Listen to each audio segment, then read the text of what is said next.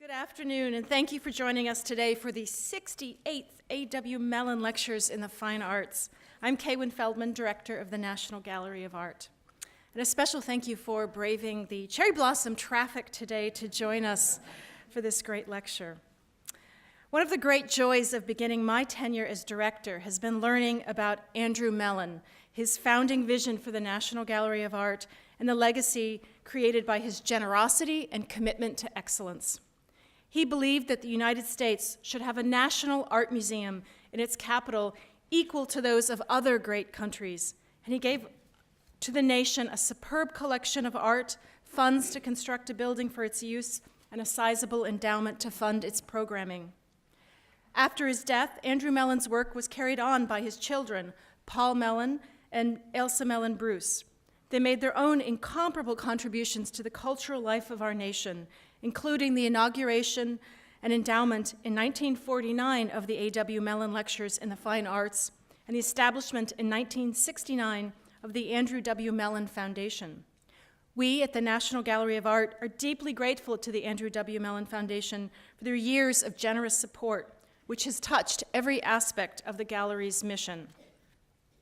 Our lecturer for the 68th series of the A.W. Mellon Lectures in Fine Arts is Wu Hung.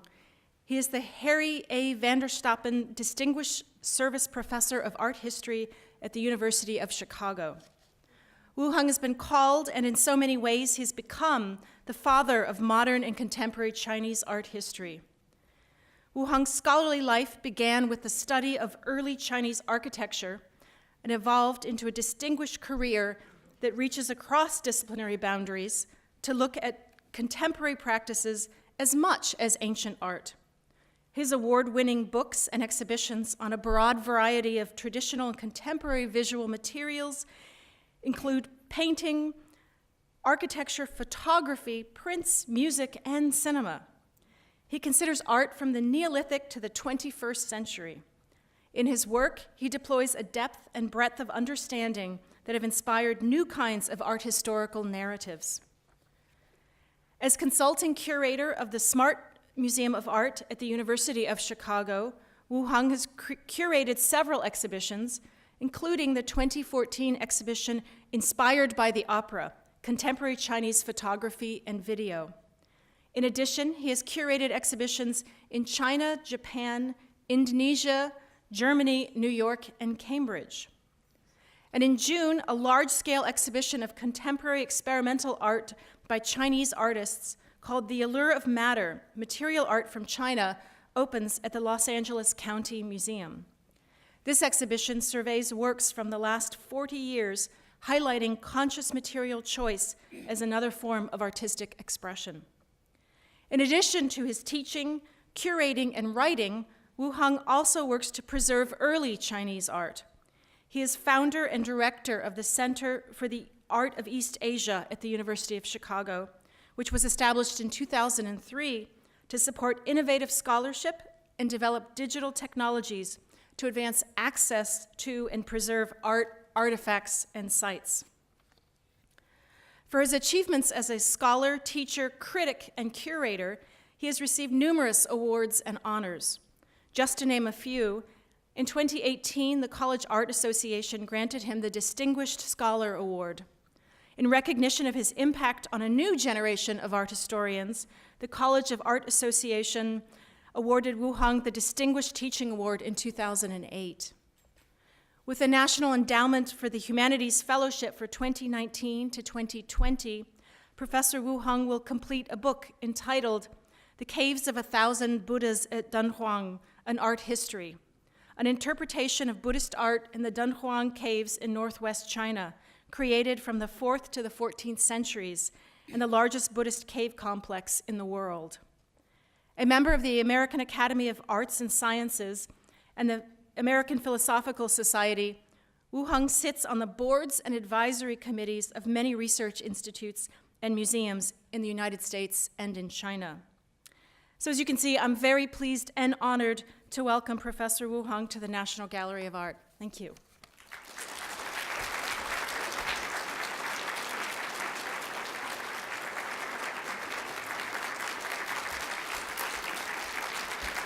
Thank you. Thank you. Thank you, Director Feldman, for this very kind introduction.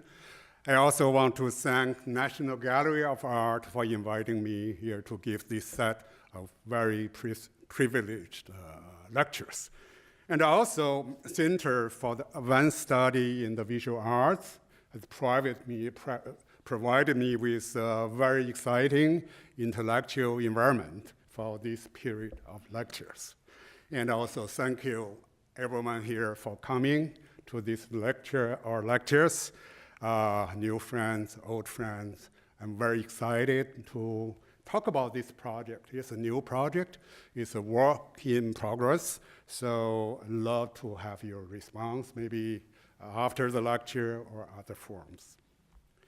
I want to first briefly explain the background of this lecture series.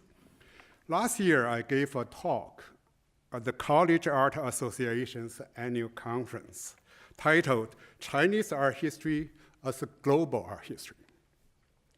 I told the audience that although China has a long tradition of art historical writing, producing the first comprehensive painting history as early as the 9th century, but the modern field of Chinese art history, either in China or elsewhere, didn't naturally grow out of this pre-modern tradition.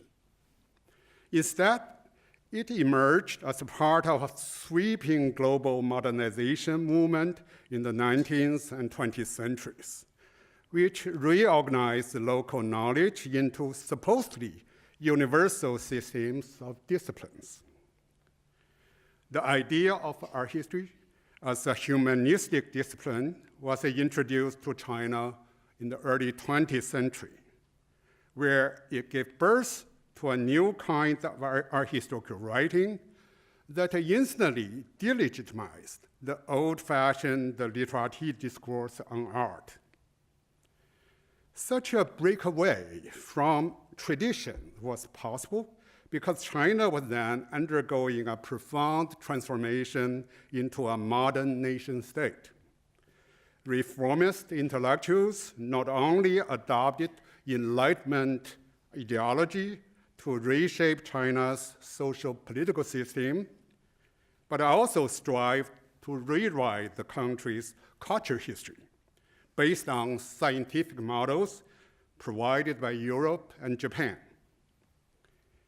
Art history, or 美术史 in Chinese, entered Chinese language in 1911, very precise date, and became a required course in teacher training schools next year, in 1912, the year of the Republican Revolution. So it's a very interesting coincidence. Revolution, Republican Revolution, and the beginning of this modern art history in China.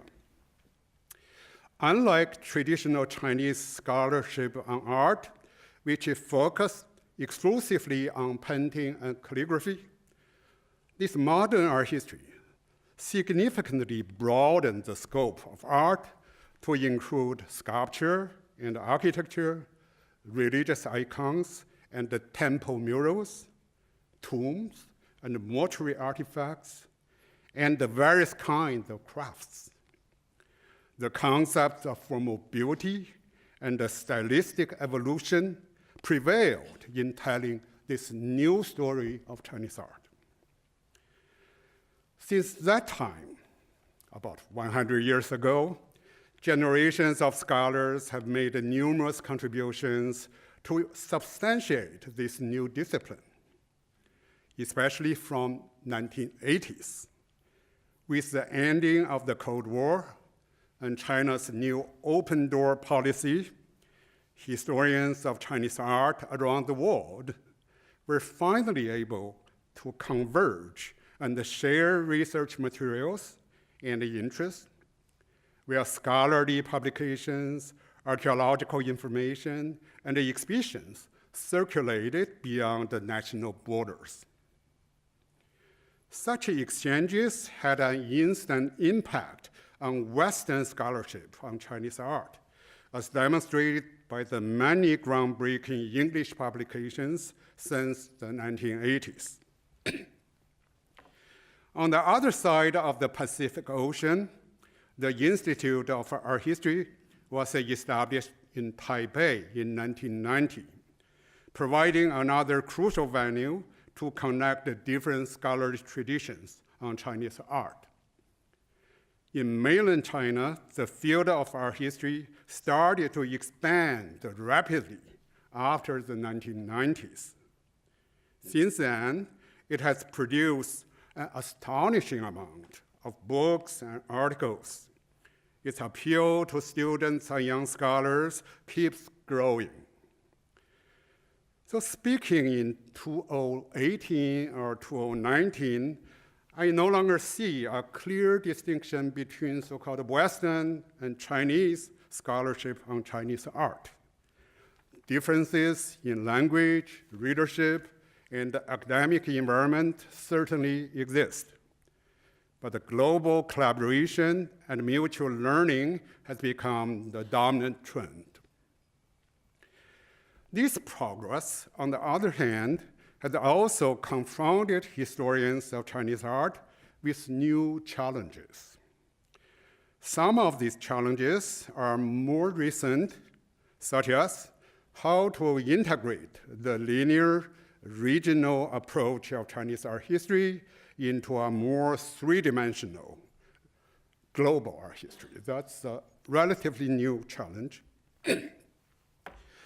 Other challenges have always been there, but have remained secondary to the effort to modernize the field.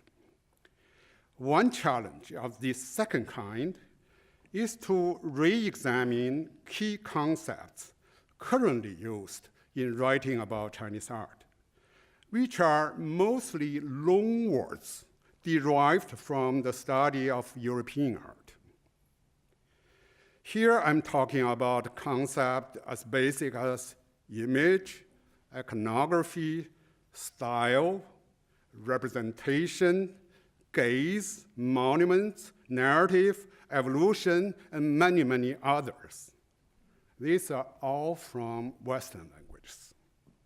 While these concepts have facilitated modern scholarship on Chinese art history, their adaptation was not based on first-hand research of China's art historical reality.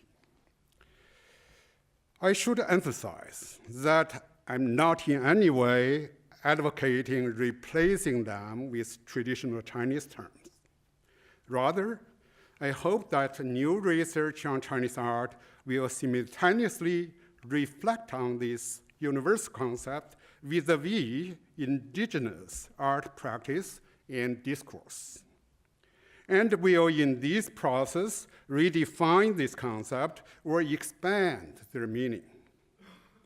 Such integrated historical and theoretical project will in turn encourage comparative studies that will become the basis of a true global art history. This brings me to the theme of this lecture series, Chinese art and the dynastic time. At the center of my lectures will be how Chinese art was narrated historically in its original culture, social-political, and artistic contexts. To tackle this question, I believe we need to investigate the interactions between art practices and historical discourses on art. Art practices encompass everything related to the creation, presentation, and circulation of works of art. Historical discourses on art embrace all the sorts of writings produced in the same cultural milieu that describe and interpret art practices, including history, mythology, philosophy, ritual prescription, hagiography, as well as art historical scholarship.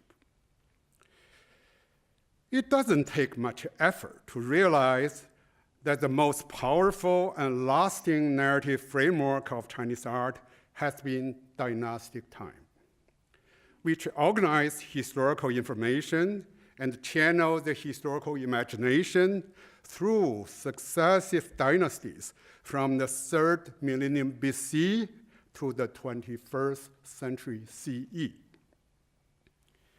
As I will explain later in this lecture, this narrative first emerged around the 4th century BCE. 1,200 years later, when Zhang Yangyuan wrote the first comprehensive narrative of Chinese art in the 9th century, he explicitly titled this history famous painting of successive dynasties. The same mode of dynastic time still dominates our understanding of Chinese art history today. A glance at the tables of contents in current introductions to Chinese art immediately reveal this fact. On the screen is the table of contents of Michael Sullivan's very popular book, Art of China, now in its 6th edition.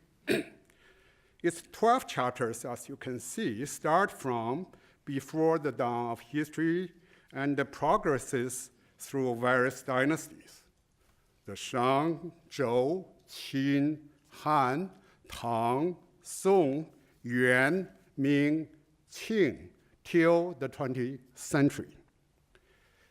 By folding the 20th century into this structure, these and similar textbooks implicitly incorporate modern and contemporary art into a linear narrative based on dynastic time. So deep-rooted is this temporal order in Chinese art history that it seems to have become self-evident and natural as a priori and shared chronology that escapes historical scrutiny.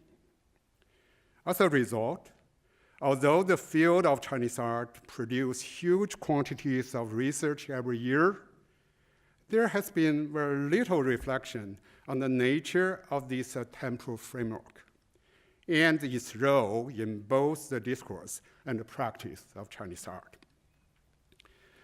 My inquiry into the narrative of Chinese art thus acquires a sharp focus, i.e., the nature of dynastic time and its role in shaping the history of Chinese art. As proposed earlier, the symbiotic relationships between practice and discourse will be the focus of my reflection. Many questions will arise along this line of inquiry.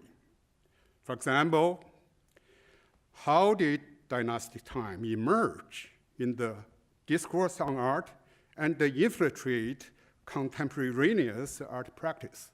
This is the topic of today's lecture. How did this narrative mode constantly redefine itself in changing historical contexts?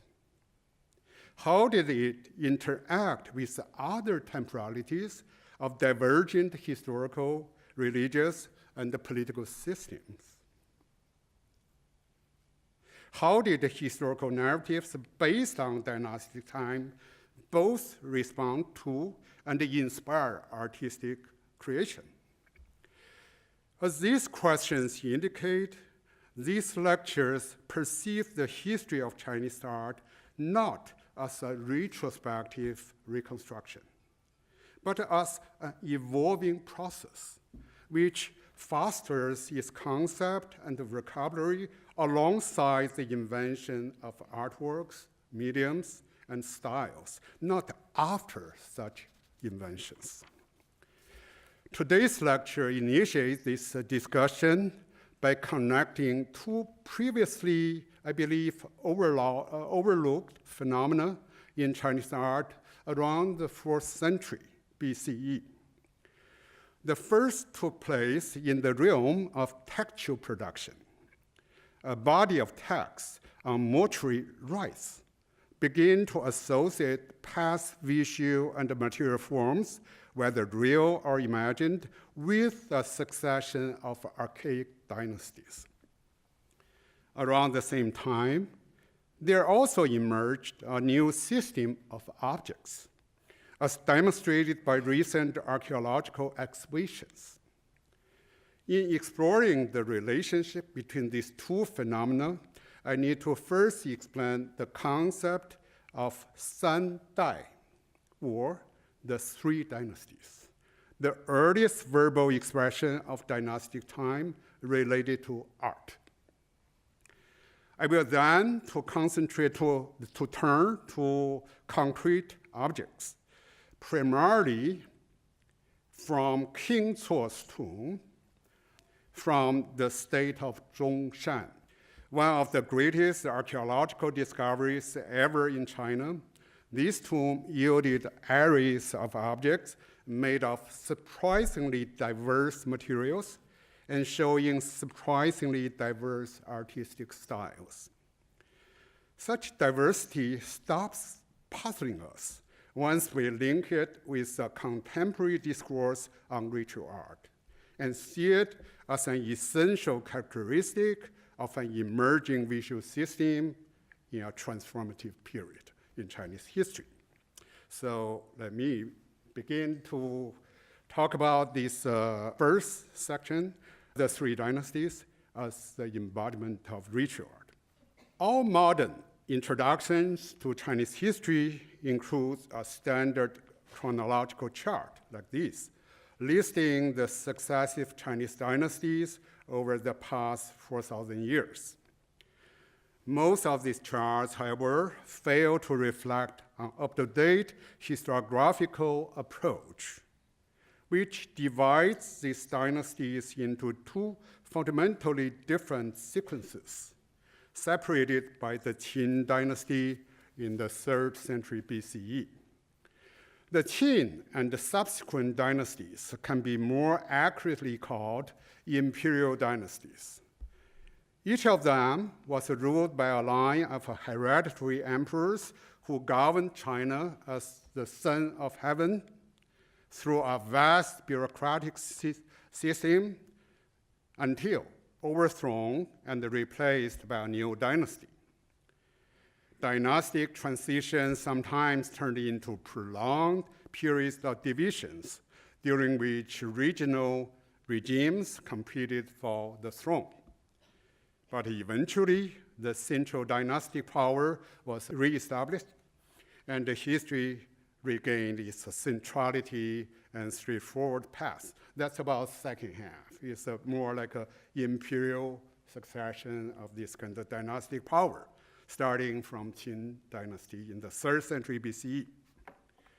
The three earliest dynasties on the chronological chart, the Xia, the Shang, and the Zhou, differ from these later centralized imperial powers. Modern historians and anthropologists have demonstrated that they were established by separate kinship groups which coexist over a long period. This diagram was by the late Professor K.C. Zhang, really introduced this idea very powerfully. This situation resulted from the prehistorical development of Chinese civilization, in which many regional cultures emerged and gradually intermingled to form expanding culture and political complexes. Toward the late 3rd millennium BCE, there arose the three strongest groups in North China. The chronology from the Xia to the Shang and then to the Zhou actually means the alternating dominance of each group from around 2100 to 800 BCE. But even after a kinship group lost its political dominance over the other groups, it still maintained its internal order and religious center to a large degree. This multilinear pattern differs from the linear dynastic succession in later Chinese history. The term San Dai, or three dynasties, was coined in the late 6th or early 5th century BCE, some 200 years after the fall of the Zhou, or the Western Zhou as we call it today. The root meaning of Dai, of San Dai, is generation. San Dai, therefore, analogizes the Xia, the Shang, and the Zhou as three past generations of a family. The key person responsible for this historiographical concept was none other than Confucius, who considered a crucial importance of the three dynasties to be their establishment of ritual regulations.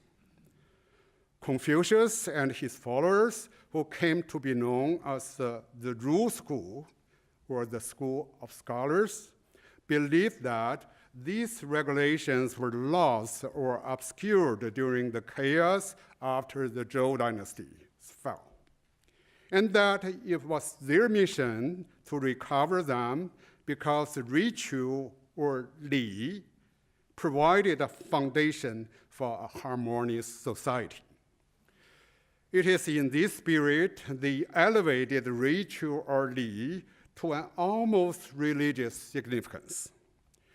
As we read in the Book of Rites, a classic of the Ru School, these words, of all things by which men live, li, ritual rites, is the greatest. Without li, there would be no means of regulating the service paid to the spirits of heaven and earth. Without li, there would be no means of distinguishing the positions of ruler and subject, superior and inferior, old and young.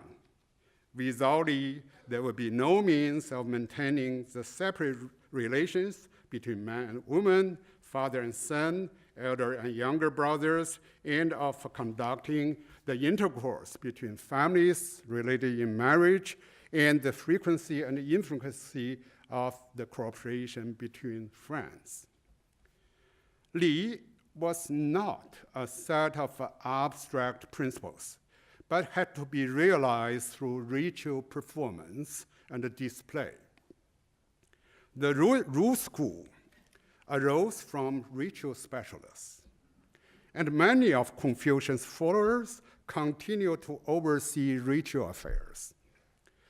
This professional background explains their reliance on concrete ritual objects to convey social and moral codes. The collective term for ritual objects, or ritual paraphernalia, is li qi, understood as a physical object that embody ritual regulations. Two short passages in the Book of Rites highlight this idea.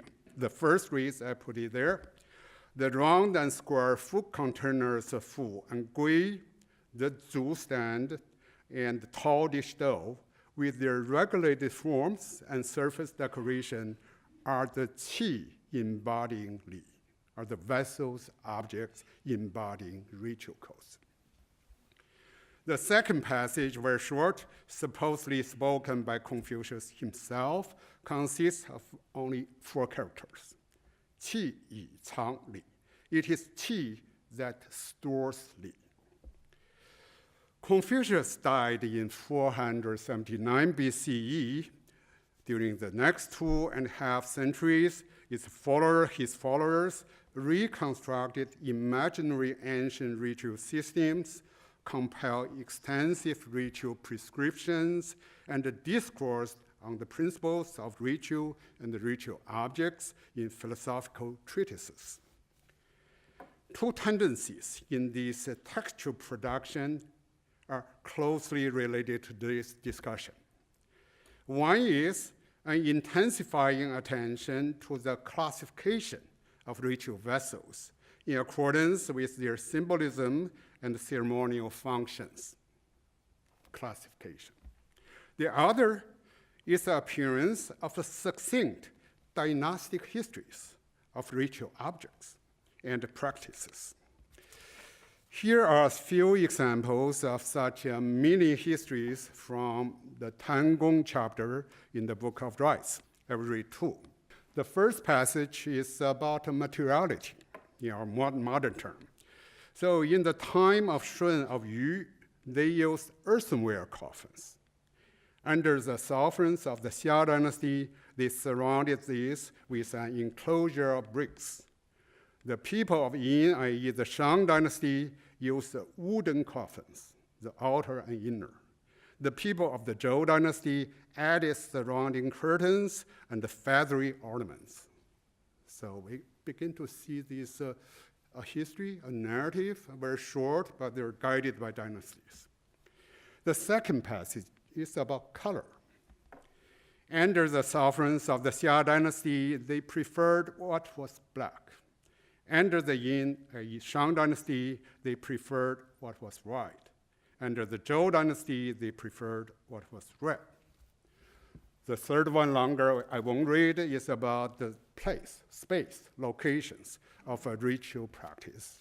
So there is the idea of about material, about color, about the location, and all related to ritual. Although brief, these statements constitute the earliest historical narrative of ritual objects and practices in China. Some of these narratives were likely based on credible knowledge of the past. For example, archaeological excavations have confirmed the development of the coffin from pottery containers to multiple layered timber caskets, really like described in this passage. And unearthed black and white pottery vessels discovered from Longshan sites and Shang tombs, respectively, also match the description of the favorite colors of the Xia and Shang dynasties. Also significant, most of these mini histories of ritual objects and practices were concerned with death, reflecting a profound shift of the center of ancestor worship from lineage temples to the tombs of families and individuals. Against this background, we can now turn to objects from archaeological finds. Second section. The system of ritual objects in King Cuo's mausoleum. Sometime before his death in 309 or 308 BCE, Cuo, king of Zhongshan in North China, commanded his chief minister to design a mausoleum for him and his wife. The order was duly carried out. 2 copies of an architecture plan were made, one stored in the royal archives and the other buried with the king after his death. The second copy was discovered in 1977 in a large grave at Pingshan, about 160 miles south of Beijing. Inscriptions and other unearthed objects from tomb identified the tomb occupant as King Cuo. The design of the mausoleum is extravagantly delineated with inlaid gold thread on a bronze plate about 1 meter long and ½ meter wide. Using geometric shapes and abundant inscriptions, the designer detailed the placement and measurement of various components of a double-walled funerary park. An edict is inscribed next to the central square that represents King Cuo's burial, as if projecting the monarch's order from inside the grave. The edict, this short text, records his commission of the mausoleum's design and warns that anyone who fails to follow the design will be executed without remit. Their punishment will extend to their sons and grandsons. In addition to providing the earliest known architecture drawing from ancient China, this diagram of the funerary district, as it is known in archaeological literature demonstrates the king's seriousness in planning his own burial. We can assume that the same sincerity also governed the tomb's furnishing. The tomb was unfortunately completely destroyed by fire, set probably by ancient robbers after looting its central section of the grave. The only part that escaped this disaster are two hidden chambers built on a flat terrace above the grave pit. You can see there, I put circle. These are locations of these two hidden chambers. Architectural remains indicate that this terrace, you see a square terrace there, this terrace was constructed as a solemn ritual ground to hold the mortuary rites before and or after the king's interment. Among the numerous objects stored in the two chambers, 3 groups stand out with their distinct material and decorative style. So now I will introduce these 3 groups. The first group consists of 2 special vessels with long inscriptions. One of them is the largest tripod from the tomb. You see to your left. The other is a unique vase decorated with flamboyant dragons climbing up the 4 edges. Both vessels are made of pure bronze. Their smooth bodies provide functional surfaces to display long texts. These are, in fact, the longest inscriptions to be discovered on any bronze objects made since the fall of Western Zhou nearly 400, 500 years ago. Both inscriptions are written in a sophisticated literary style full of classical allusions. The calligraphy is superb too. The elegant, well-proportioned characters reflect not only the inscriber's calligraphic training, but also his extraordinary skill in engraving nearly 1,000 characters on hard bronze with such ease and confidence. The inscription on the vase, this one, consists of 450 characters.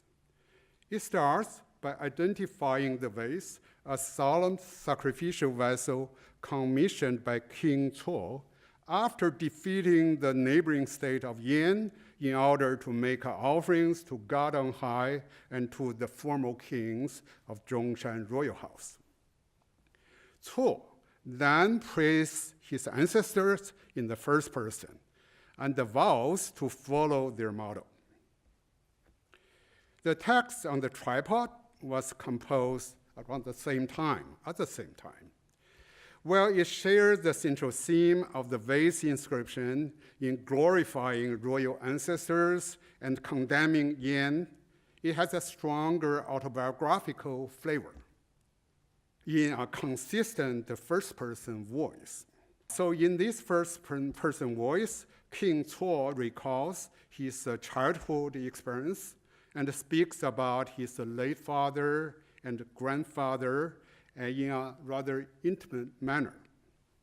Both vessels revive the old practice of dedicating sacrificial bronzes to ancestral deities to commemorate a current event that's defeating the neighboring state.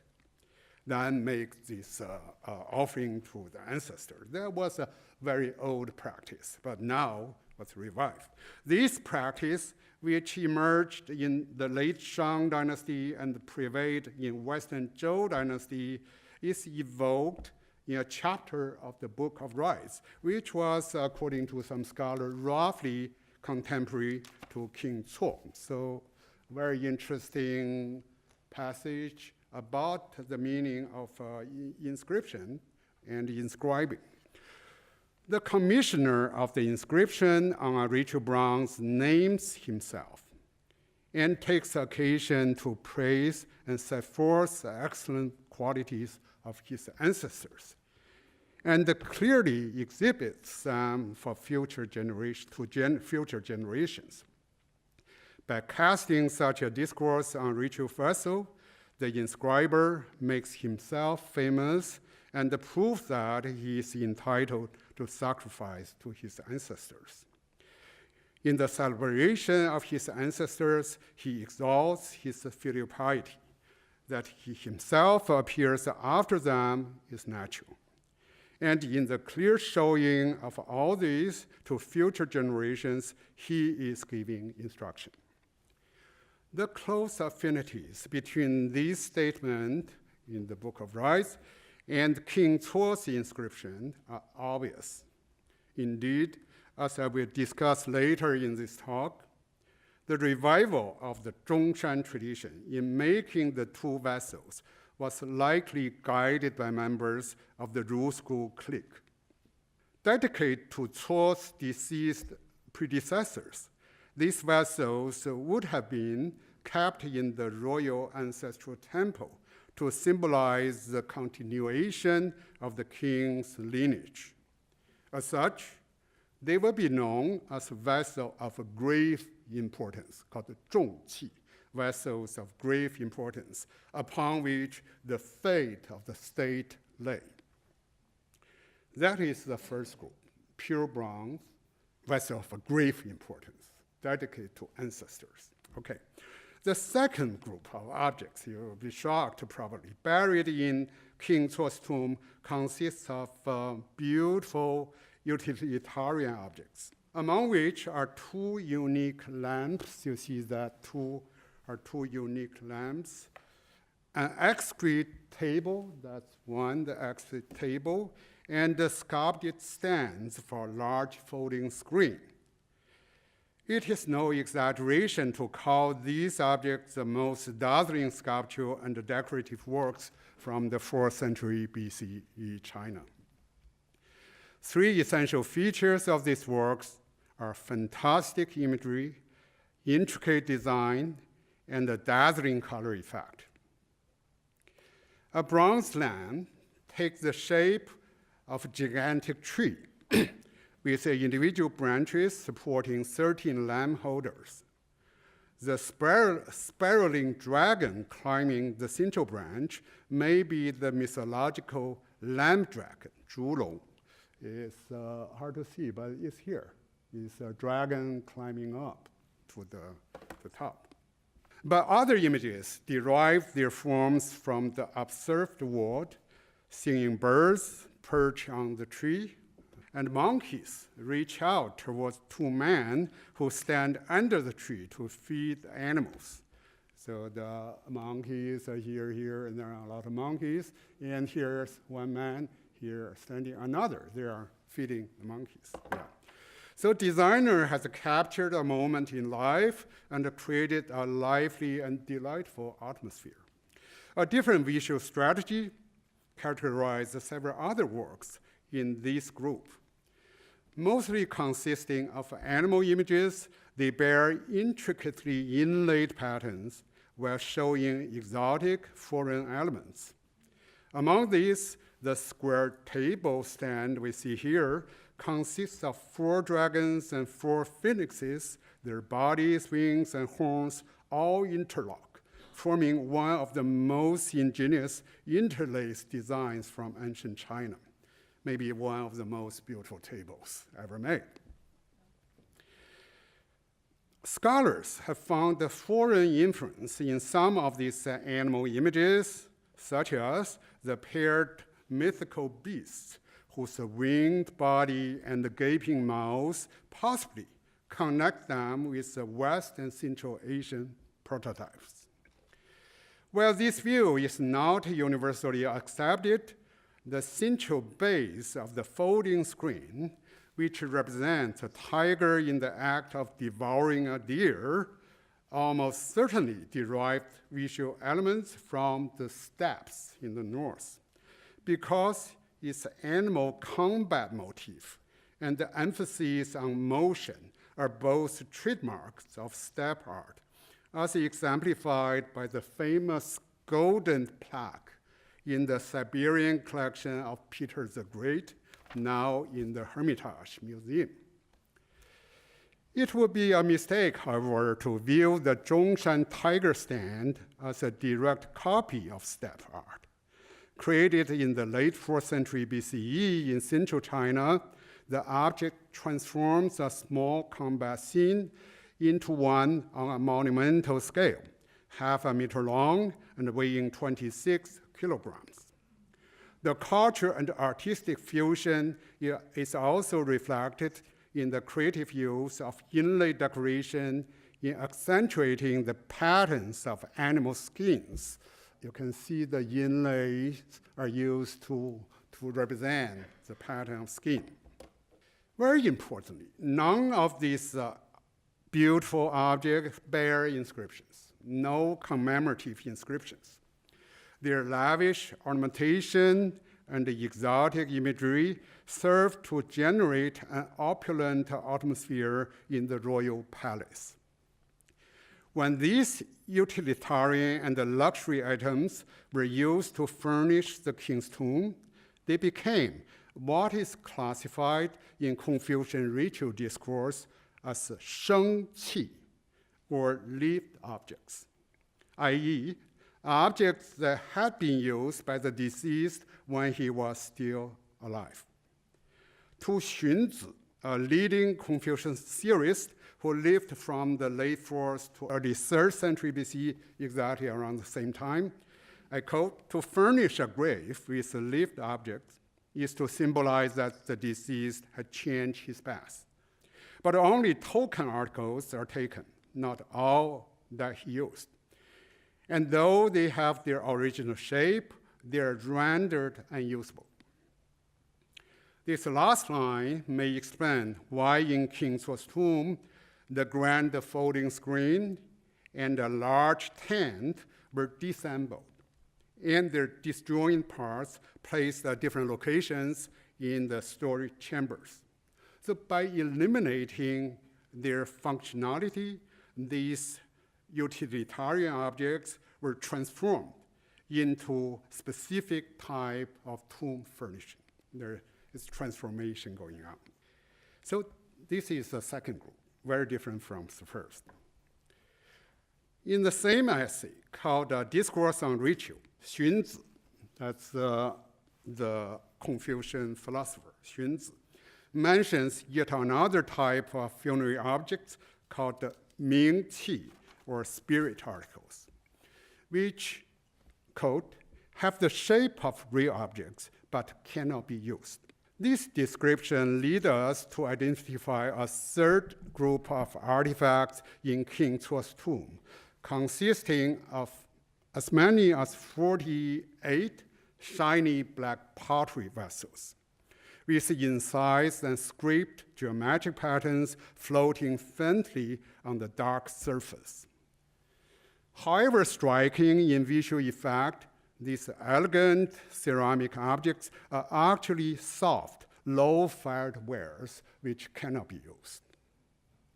Their black surface resulted from a special burning process.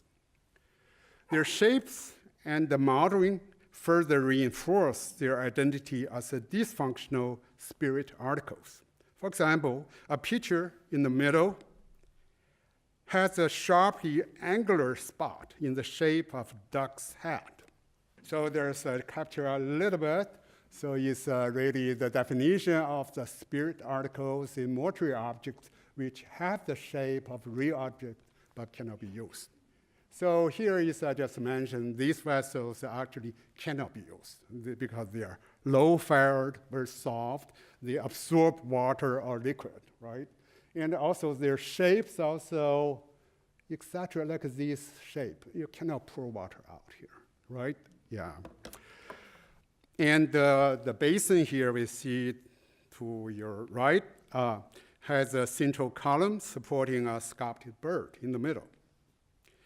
When displayed in funerary rites, these vessels must have formed a startling visual contrast with the two other kinds of vessels: the sacrificial vessels made of pure bronze and the secular utensils with colorful inlaid surfaces. In Confucian ritual texts, spirit vessel, the black one, are also called ghost vessels. The contrasting appearance of these three groups of objects thus manifested separate connections with the realm of death on the one hand, and with the human world with the other hand. The third and the last section are Confucian vision, dynastic time in words and images. The practice of burying sacrificial vessels, utensils, and spirit articles in graves had existed long before the late 4th century BCE. What is special about King Cuo's tomb is an effort to synthesize previous ritual conventions, practice, to group ritual objects into discrete yet complementary categories, and to orchestrate a complex ritual display based on an articulated rationale. We recognize this rationale from the consciously selected materials, designs, and locations for tomb furnishings. In terms of their placement, inside the two chambers in King Cuo's tomb, the three categories of objects were positioned in different spaces according to their diverse functions and symbolism. The two inscribed bronzes, for example, formed part of a display in a restricted area in the west chamber, possibly constituting an area to evoke ancestor worship. The luxury utilitarian objects were concentrated in the east chamber, the other one, is now here. Then the ghostly black spirit articles were scattered everywhere except for the area of ancestor worship. So once again, we find a textual counterpart of this combination of three distinct categories of objects in the Confucian ritual discourse. According to Yi Li, Ascete and Rites, this is another main book of Confucian school, Rujia. So while tomb of low-ranking officers were furnished only with a spirit article and the lived objects, a high-level burial, such as this one, should also be equipped with sacrificial vessels, previously housed in the family temple. So again, we find this basically contemporary writing on ritual objects, and here the practice is really display. There's a very interesting dialogue between these two kinds of activities. The systematic design of the tomb and its implied rationality suggests the direct involvement of Confucian ritualists. This possibility is confirmed by both transmitted and newly excavated texts, which demonstrate the strong presence of the Ru school in Zhongshan and a strong Confucian influence on the state official ideology. Strategy of the Warring States, a book compiled between the 3rd and 1st century BCE, states that rulers of Zhongshan single-mindedly practiced the doctrine of benevolence and righteousness and honored the Confucian learning. This record is substantiated by the lengthy inscriptions on King Cuo's sacrificial vessels, which derive many literary expressions from key Confucian texts. Fundamental virtues held by the Ru school, such as benevolence, righteousness, and integrity, are stressed over and over in the inscriptions, just as honoring the worthy, shangxian, honoring worthies, is held as a king's primary duty. The same text, The Strategies of the Warring States, also contains a passage which criticized Zhongshan rulers for their support of scholars who pursued names instead of substance, clearly referring to the Confucian doctrine called rectifying names. This doctrine is an essential component of Confucius' teaching. It is recorded in the Analects that in responding to an inquiry about the most urgent matter in instituting good governance, Confucius said, quote, "What must be done is to rectify name, because if names be not rectified, language is not in accordance with the truth of things. If language be not in accordance with truth of things, affairs cannot be carried on to success. When affairs cannot be carried on to success, ritual and music do not flourish." Rectifying names is therefore intrinsically connected to the Confucian project of defining rites and ritual objects. The distinct nomenclature of King Cuo's tomb furnishing, shengqi or lived objects formerly used by him, jiqi or sacrificial vessels transferred from his ancestral temples, and the mingqi or spirit articles designed for the tombs, resulted from the operation of this doctrine in mortuary art. Whereas these terms of names constituted the first systematical classification of manufactured forms in China, they also encouraged the creative impulse to articulate different styles and different visual effects in making actual works of art. Central to the current discussion on dynastic time in artistic practice and discourse, the three categories of artifacts in Cuo's tomb index the different historical periods. The black pottery vessels resurrected the tradition of prehistoric Longshan pottery. The inscribed sacrificial bronzes revived Western Zhou ritual art, and the lavish utilitarian objects reflected the contemporary taste for extravagance. These temporal associations remind us of the succinct dynastic sequences of ritual art prescribed in Confucian ritual texts, in which divergent materials, forms, and colors are correlated with successive dynasties in the past. Most of these mini-histories of ritual and material culture come from the Tan Gong chapter in the Book of Rites, Tan Gong chapter in yellow, which modern scholars have dated to the mid-Warring States period or the 4th century BCE. It is interesting to find in this text that while devoting themselves to construct dynastic sequences of ritual customs, members of the Ru school also debated about the meaning of these practices and how to use them for current needs. For example, we read a conversation between two chief disciples of Confucius, named Yuan Xian and Zeng Shen, concerning the historical symbolism of funerary objects. So Yuan Xian made a proposed that when furnishing tombs, people of the Xia dynasty only use spirit articles to signify the dead's lack of consciousness. People of the Shang dynasty use sacrificial vessels instead, because in their view, the dead retain consciousness. And people of the Zhou combined both methods because they thought the dead could be either conscious or unconscious.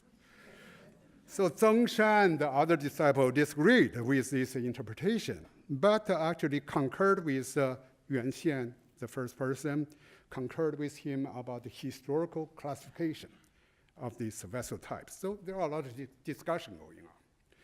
So rather than a purely intellectual exercise, such a classification, periodization of ritual objects enabled members of Ru school to design ritual performance and display. In other words, through reconstructing ritual customs of the three dynasties, these Confucian ritualists saw themselves as the guardians of authentic ritual codes, which they then used to design contemporary ritual affairs. The Tan Gong chapter, the same chapter, offers plenty of such examples, including the funeral rites for Confucius himself, which was designed by his disciple named Gongsun Chi, who was known for his extensive knowledge in ritual regulation. According to this text, this Gongsun Chi, who designed Confucius the master's funeral, he followed the Zhou dynasty custom, decorating the coffin with wall-like curtains, fan-like screens, and cords at its sides, very detailed. He also set up flags with tooth edge after the manner of Shang dynasty. The flag staffs were bound with white silk and long streamers after the manner of Xia dynasty. This eclectic or synthetic way of designing a funeral leads us back to King Cuo's tomb. Constructed at the very end of 4th century BCE, its date is close to that of the Tangong chapter. Our discussion has shown that, like Confucius' funeral, as reported in the Book of Rites, this tomb also combined the funeral customs attributed to the three dynasties. Moreover, when archaeologists opened this tomb, they found that its interior had a complex color scheme. The walls were painted white, red pigment covered the surface of bronze vessels, and the pottery spirit articles were all shiny black. We are again reminded the passage from the Tangong chapter. Under the sovereign of the Xia dynasty, they preferred what is black. Under the Shang dynasty, they preferred what was white. Under the Zhou dynasty, they preferred what was red. So what we discovered here is a tomb which synthesized the discrete moments in a diachronic history of ritual objects into a synchronic spatial construct. As a result, the tomb came to inherit all the virtues of the three dynasties and became in itself a monument or embodiment of dynastic time. Thank you very much.